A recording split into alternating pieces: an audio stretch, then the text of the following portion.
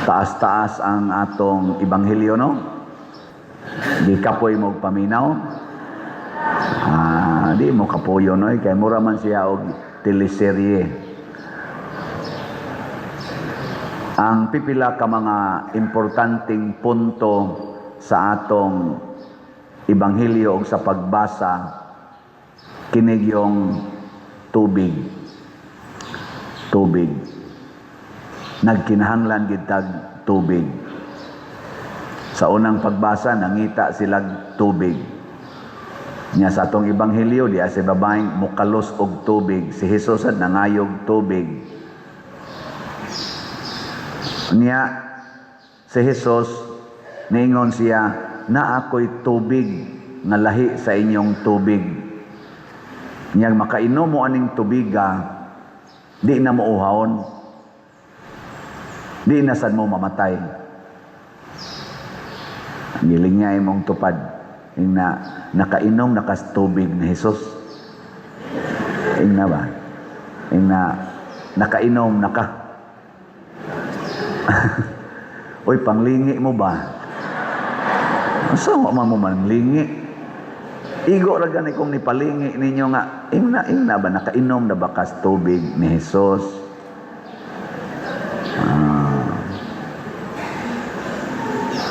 Nya pag-abot sa iyang mga tinunan na nangitag pagkaon, ingon siya, Lord, Rabay, kaon na. Yan na may daang pagkaon. Ningon na sa Jesus, doon ako'y pagkaon nga uwa ninyo hibalo eh. Ingon siya, nihatagan baka nis babae ka? Kanira bang mga pari, no? Nagsunod na ba may ni Jesus? Mo na, babae kayo magsigig dool na mo. Hibuong ko mga apostolis, saan naman na naman ni babae si Jesus? No? Na nga niingon sa si Jesus ay mo paghunahuna nga gitagaan ko sa babae ang pagkaon nga akong dala mao ang kabubuton sa akong amahan, ang pagtuman sa iyang kabubuton maoy akong pagkaon. So ang iyang pagkaon ang kabubuton sa amahan. Unsa may iyang tubig? Siyempre ini kaon na to ngita mitag tubig. Matod pa niya ang espiritu o ang kamatuoran. Muna'y tubig, espiritu o kamatuoran. Pag ingos babae, Lord, tagai ko anang imong tubig. Giing na dahil Jesus, kuha ditong imong bana. Huwag man ko'y bana. Daghan man kay dinhi, nga naigi kadog, unya uway bana. Lingi ay mong tupad, ingana dyan kay bana, ingana kay bana.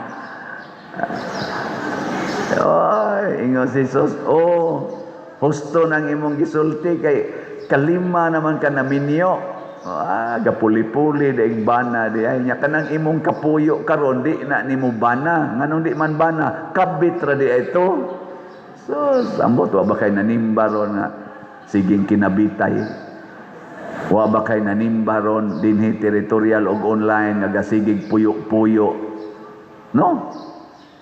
Nya dili na kamatuoran, sige mo holding hands, tipon gyud mo puyo, dungan mo kaon, magdugid mo, maginaksanay, tinukhangay pa. Unya dili day bana, dili day asawa kay way kasal. Dili na kamatuoran na makaka. Ngay gani si Jesus, wa maghisgot sa mga colors buhok, mga kilay, mga naong, ana. Kay kanasang imong gibutang sa imong naong, di nasad na kamatuoran, na makak nasad ka. May gani, pag yun maghisgot si Jesus, anang laki nga murag babae tan-aon, babae nga murag laki tan-aon, na makak nasad ka.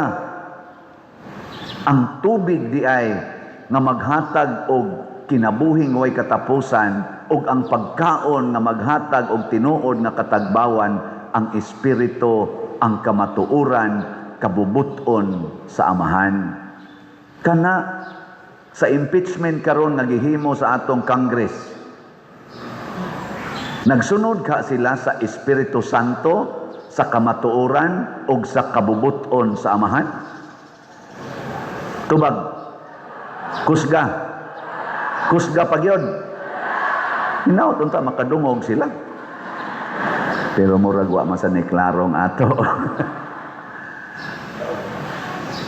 Nakaron unsaon man aron makakita ta, makadawata sa Espiritu Santo og sa kamatuoran og sa kabubuton sa Amahan. Matud pa sa ikaduhang pagbasa, kita gihimong mga anak sa Dios ug ang timaan nga mga anak ta sa Dios gibutangan ta niya sa iyang espiritu. Niya na day Espiritu Santo nato, maminaw na lang ta. Maminaw. Muna karong tuiga ang atong tema sa atong kaning trust sa Archdiocese sa Sugbo towards 2034, ang atong 100 years as Archdiocese, gibutangan ni Archbishop Abit Oy og tema karong tuiga. Ang first year katumang niaging tuig nya karon dayon nya moabot ginig siyam ka tuig kutob sa 2033 nya ika 34 mo nang atong jubilee year. Karong tuiga is listening church. Kana bang simbahan nga kamaong maminaw? Listening church. Mao na naminaw man siyang Hesus, di nasakpan nga wa day sa bana. Nya gitug-an ni Hesus ang iyang kahimtang. Moton sa hala, kay bawo man kas akong kahimtang di ay. Propeta man tingali ka. Paminawa ang Espiritu Santo diha nimo. Wa tingali ka masakpi karon nga usakas nangawat adtong flood control budget. Wa tingali ka masakpi karon nga usakas nida sa mga malita imong gidawat ang mga malita. Wa tingali ka maapil o kahisgot niining mga 18 ka mga Marines nga nitug-an sa ilang nasayran bahin ato mga malita-malita nga kwarta. Pero wa jud ka kakadawat. Ang Espiritu Santo nasayod ni ana. Unya kun imo siyang paminaon, tug-anan kaniya. Wa tingali ka masakpi nga nangabit ka, ang imong asawa bilib lagyapon kay nimo pero wa jud ka kakatilaw. Oh, sige. Ano ka? Kausa. Wa tingali masakpi nga nana day mi anak, sige lang yapon ming misa, sige lang yapon misa. Nya, Father, wa gid ay kay anak. Ana, paminawa ang Espiritu Santo, mautoy mo tug-an. Unya kun mosunod ka sa Espiritu Santo, mahimo kang ibanghilista, magsasangyaw sa kamatuoran. Mao tong babae, nisuroy siya. Wa na siya mudayog kuhag tubig, kay nainom naman niya ang tubig sa Espiritu o sa kamatuoran. Nisangyaw na siya, huy, na ako'y taong nakitaan dito, mao na baka to ang Mesiyas? Nga naman, gitug-anan ko sa akong sala. Nahibaw, bisag wa ko ni sulti. Nga na, anangadto sa sila. Gitug-anan sa sila ni Hesus sa ilang sala. Og naingon na sila, mituo nami nga siya gid ang Mesiyas. Pero dili tungod nimong babayhana ka, tungod kay amo na gyud siyang nabati. Mga igsoon, mahimo unta tang mensahero sa kamatuoran ug sa presensya sa Ginoo. Sige, lingi ay mong tupad. Lingi ba? Ang di mo lingi, mga impernohonon, mga bakakon. Lingi ingna, musugod na kagsangyaw sa kamatuoran. Ingna. Ana? Muna ako karon, nagsige kong pamalandong ba, in relation ani, sige, tugutan lang nato nga nag-impeachment karon ang Congress. Nya budagan ginangadto sa Senate kay overwhelming man ang ilang votation. 54-1 god sa first round pa lang nila dito sa Committee on Justice. 54 ang ni pabor nga i-impeach si BP Sara, usara ang ning supak. Nya og moabot ginangadto sa plenary sa Congress na gyud, ga kinahanglan kuno lang og simple majority, mga 107, one-third dili simple majority, one-third lang. 107 or 106 ba to ang mobutar, ma-impeach na si BP Sara sa Congress. Nya moadto dayon na sa Senate. Nya igabot sa Senate 2/3. So out of 24, mga 16 kabuok senador ang mobutar taktak na forever si BP Sara sa iyang pagka public servant. Di na siya kadagan o any position in the government. Dili man na dako kayo nga butang nga mahitabo sa usa ka public servant nya vice president pag yun elected by 32 million. Dili ba na usa ka dako kayo nga hitabo? Dako dili. Perting dako Unya ang mo desisyon ana 103 kabuok na congressman og 16 kabuok senador, pila ra kabuktanan? 119. 119 ra katao na ato sang elected ang mo desisyon nga ang gi-elect sa 32 million taktakon forever nga din agyud makabalik sa pag-alagad sa gobyerno. Makasulti ka na sila sa kamatuoran kaning 119 ka mga tao. Labi na yung nagkasinabot na sila, kunaybans na sila, kay pulusan na sila dunay mga nadawat na mga kaayuhan gikan sa kaatbang niining taktakonon.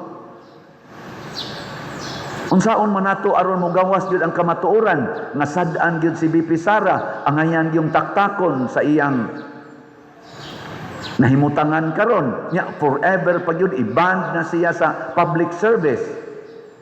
Ang atong pangutan-on ang katawhan nga nag-elect nila. Kanay pangutan-on. Dili kanang naang mga senador lang o kanang mga congressman.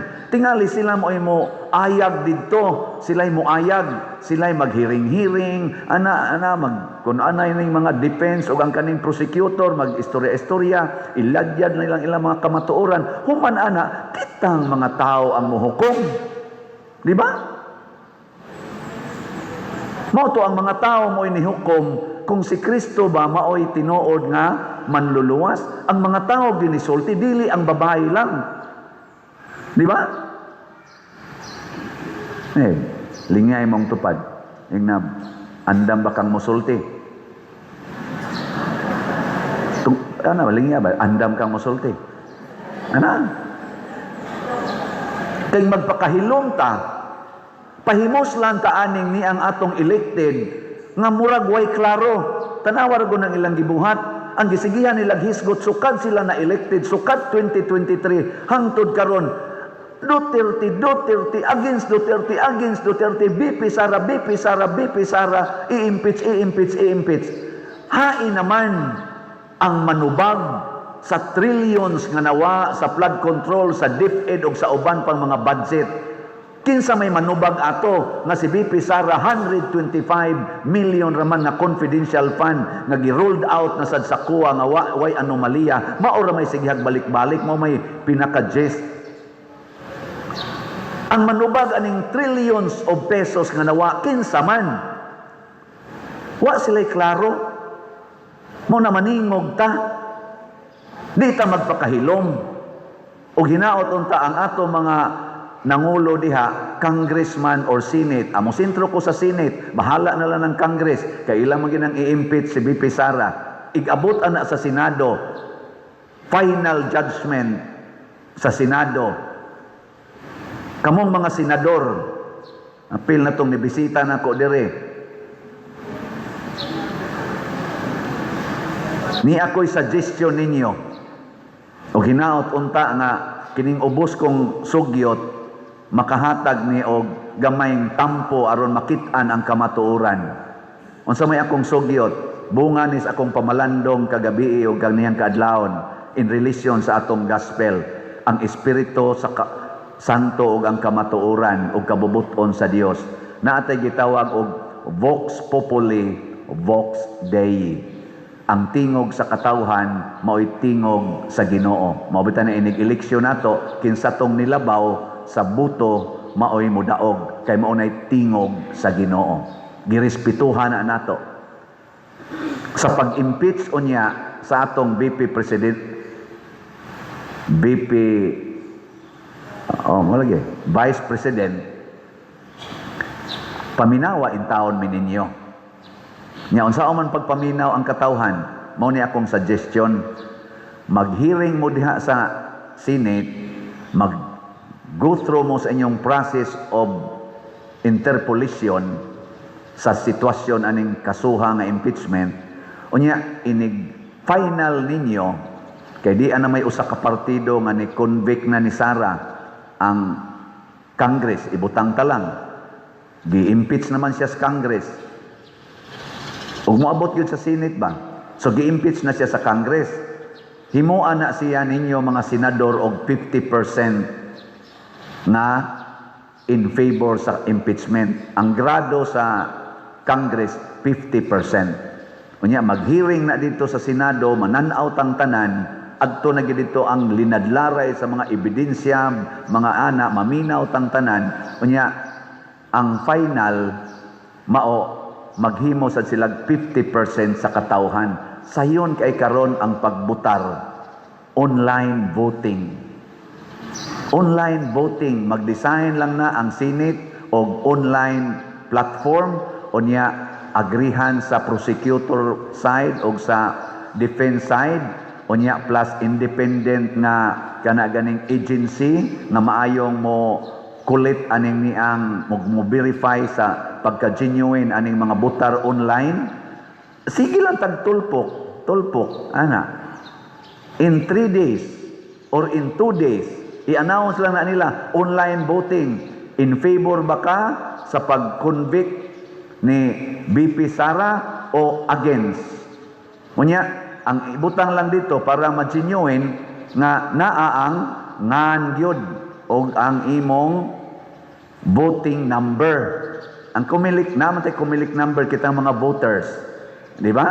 Oh, imo nang i-encode dito ang imong voting number nya ang imong ngan unya imo dayong decision, yes ka sa impeachment or no ka sa impeachment. In 1 day, way siguro hurot-hurot na og butar ang tanan. Kay manood naman na dungan. Nya ila din tong tan-awon.